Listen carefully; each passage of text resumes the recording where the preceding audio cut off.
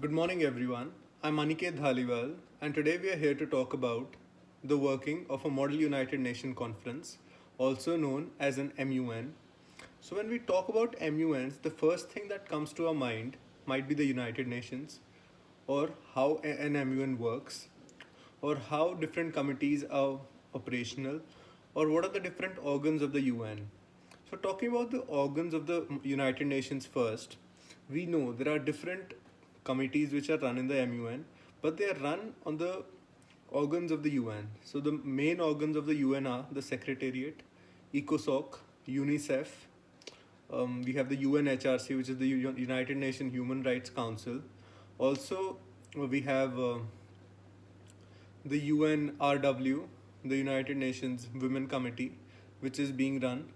So, when we talk about an MUN, it may be doubtful for many people that as to how come it is useful or beneficial for the students.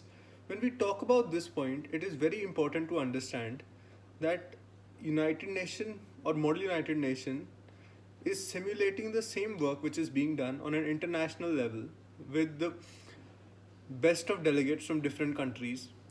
When we simulate this with the students or even for like normal people, it becomes very interesting to discuss different agendas. Also, it becomes very interesting to see how people come up with new points and new thoughts which have not been thought before.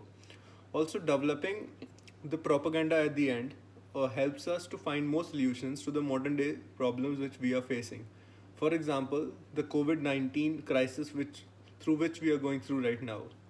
So, it becomes very important to find out solutions to modern day problems and come up with answers to the questions which have not been answered before. So, I think this was a brief about the Model United Nations Conference. I am very hopeful that you might have learned something about it. I am open for questions and thank you.